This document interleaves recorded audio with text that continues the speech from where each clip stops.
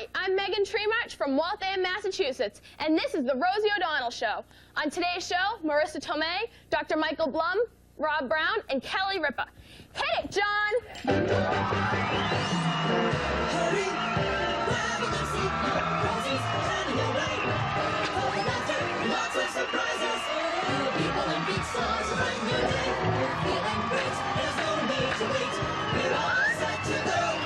Well, don't go away. It's Marissa Tomei. It's the Rosie O'Donnell Show.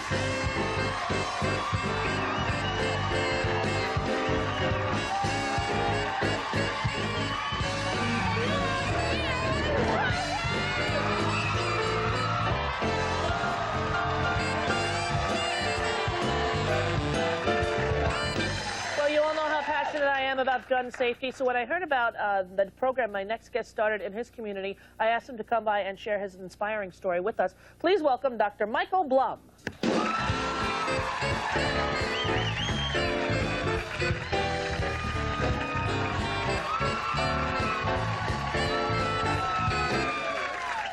You're a doctor. Maybe you can help me, doctor. Why do you think I feel a little dizzy today?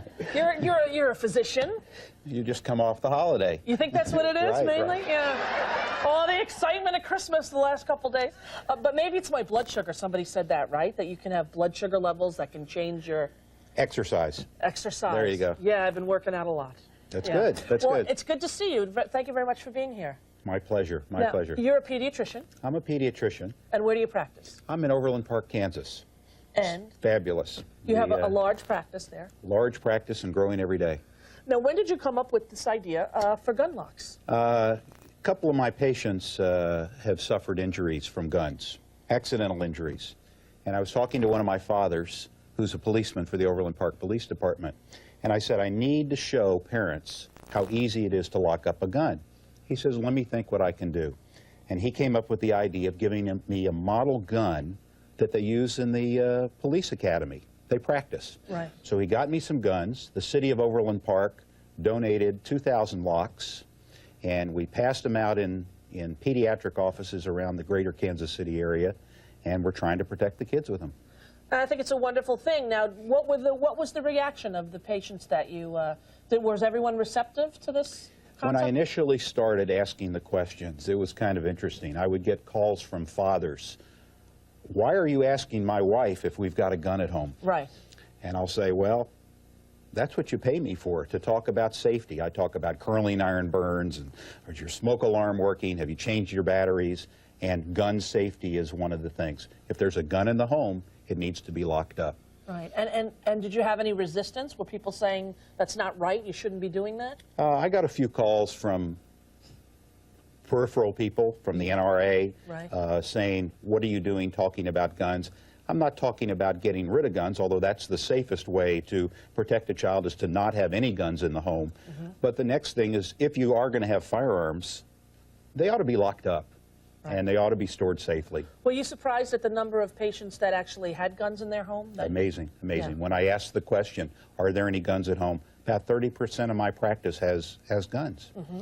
And this is a relatively nice community, but 30% have guns, and we need to protect the kids. Now, when you asked the children in the family if they knew where the gun was, you were surprised to find out. This is funny. Sometimes I'll turn to a child and I'll say, where do mom and dad keep the guns? And they'll say, oh, it's in the top dresser drawer. The parents drop their jaws. They say, wow. And I'll say, well, how do they have it locked up? Oh, the key is in the fourth drawer. The parents are just amazed because they thought they did a great job of hiding it. Right. But they obviously didn't. They didn't. The kids today, they get into everything. They get into everything. Now, is it true that there was a doctor whose son was shot that you're friends with? A number of years ago, one of my physician colleagues, his son was accidentally killed.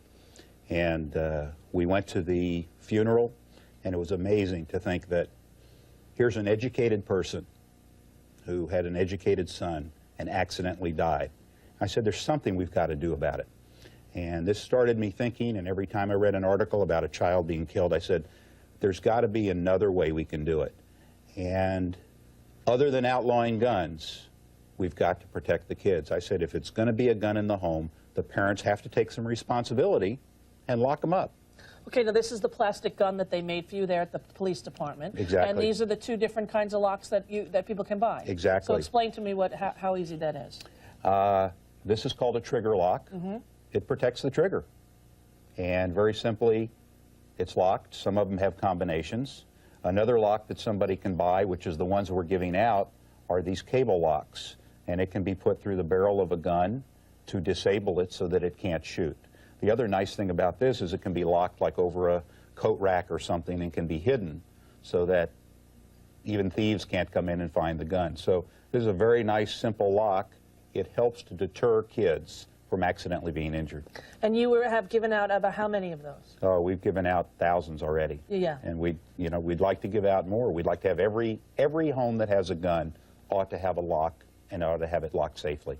Yes, without a doubt. And if you want more information about where you can get a gun lock, you can go on our website, or you can call Handgun Control right there. We have a link from the Rosie website to Handgun Control. I'm a big supporter of theirs. If you are going to have a gun in your house for the safety of your children and your neighbor's children, please make sure that it's locked up. I thank you very much for being here, Dr. Blum. It's a very wonderful thing that you're doing. Thank you. And continued success. Have a I appreciate it. Have a great holiday. Thank you. We'll be right back after this break.